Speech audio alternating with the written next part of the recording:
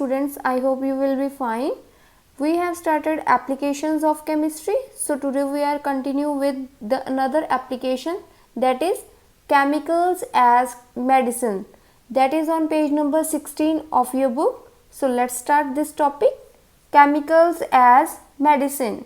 So firstly you have to know about what are the medicines. Medicines are the chemical substances used to cure, treat or prevent diseases.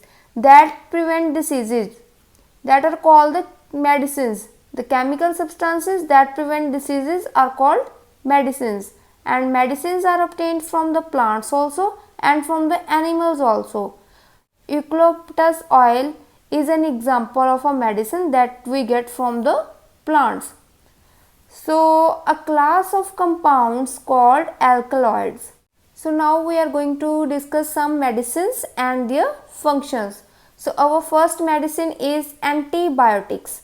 So what are the antibiotics? The medicines that are produced from the living system. So antibiotics we get from the living system, and what is the function of antibiotics?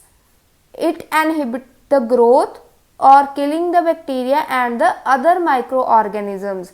Means it stops the growth or kill the bacteria and other microorganisms that are harmful for our body. So what type of microorganisms? Like bacteria, virus, fungi or protozoa. These are the microorganisms, and antibiotics kill these microorganisms and protect us. So here is the best known antibiotic called the penicillin. It was discovered by Alexander Fleming. So this is the example of antibiotic.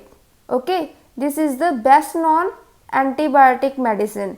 So its family contain penicillin F, penicillin G, penicillin X, ampicillin, amoxicillin, neficillin and ticarcicillin. Okay, so these are the families under penicillin. So antibiotics we get in powder form, ointments or creams also, and in tablet form, liquid form and capsule forms. So these are the various forms of the antibiotics. So next medicine is analgesics. So what are the analgesics? Analgesics are the medicines that reduces the pain. So these are the painkillers. So mainly aspirin and paracetamol are the painkillers that are the analgesics. So another medicine is antipyretic. So antipyretic are the medicines that reduces the fever. For fever we use the antipyretic. Like aspirin and paracetamol are the examples of antipyretics. So next medicine is antiseptics. So what are the antiseptics? Antiseptics are the medicines that prevent the growth of microorganisms on wounds or sores. Means they prevent the growth of microorganisms on wounds or sores. And antiseptic we get from the nature also, and these are the man-made also. From the nature we get antiseptics from turmeric and neem. These two are the antiseptics, and tincture of iodine and phenol are the man-made antiseptics. So it protects us from the growth of microorganisms that are on our wounds and on sores. So next is the antacids. So what are the antacids? Antacids are the medicines that neutralize the excess acid produced in the stomach. So sometimes due to some food we feel some burning effect in our stomach. So this is due to the acid that is produced in our stomach, that is HCl. So it neutralizes that acid. So there are the two ways from which we get the acids. First way is the natural, means from the nature we get antacid, that is tulsi, and man-made antacid is milk of magnesia, that is gelocil. Okay, So these are the two antacids that neutralize the excess acid that is produced in our stomach and that produces the burning effect in our stomach. So next one is antihistamines. Antihistamines are the medicines that prevent or cure the allergies. For allergies we use antihistamines. So for what type of allergies? Rashes and breathlessness. These are the allergies and antihistamines prevent these allergies. So the medicines name are Bilastine and cetirizine. These are the two medicines that are used to prevent the allergies. So we can say that in medicines chemistry is also applied because each and every medicine is made up of chemicals. So next application is chemicals in industries. So the chemicals that are used in industries we read in agro industries and mineral industries. There are the two types of industries. First one is the agro industries and the second one is the mineral industries. Now what are the agro industries? Agro means agriculture. So these are the industries that are related to some agricultures. Okay. So in agro industries, agriculture product changes into the other useful product, and in mineral industries, minerals such as coal, petroleum, these are used to make some useful chemicals.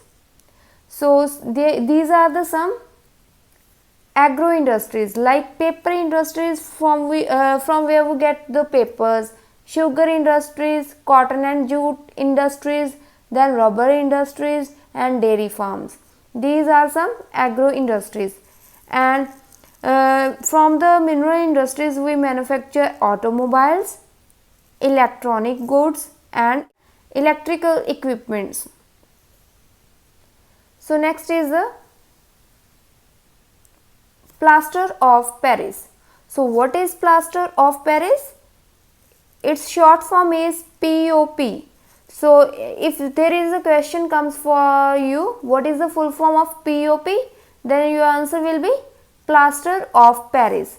So plaster of Paris is manufactured by heating the calcium sulfate dihydrate. Dihydrate means in which the two hydrate means water, okay, in which the two water molecules are present.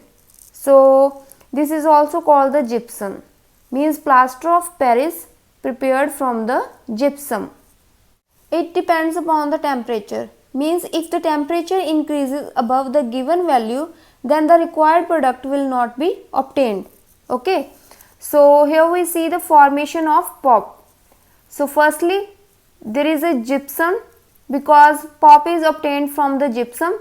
We heat it up to 120 degrees Celsius and then we get POP, that is plaster of Paris. So for this there is a requirement of 120 degrees Celsius temperature. Above this temperature this product will not be formed. Okay, so this is depends upon the temperature, that is a particular temperature for the formation of POP.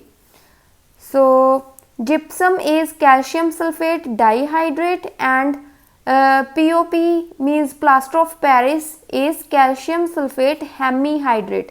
Hemi means half, okay, hydrate means water molecules, means in pop there is half water molecule is present, but in gypsum two water molecules are present.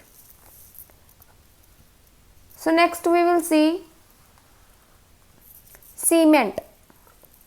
So cement we get from the mixture of gypsum, limestone and clay. When we heat this mixture, then we get cement.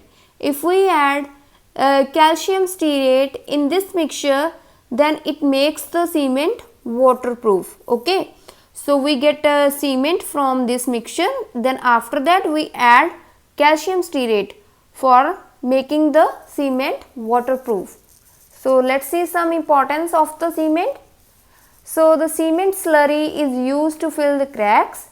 Then cement mortars, these are used for masonry work, plastering and painting. Okay, so cement concretes are used for the manufacturing of buildings, bridges, water tanks, tunnels, docks, harbors, etc. Then it is also used for the manufacturing of lamp post, telephone post, railway sleepers. Okay.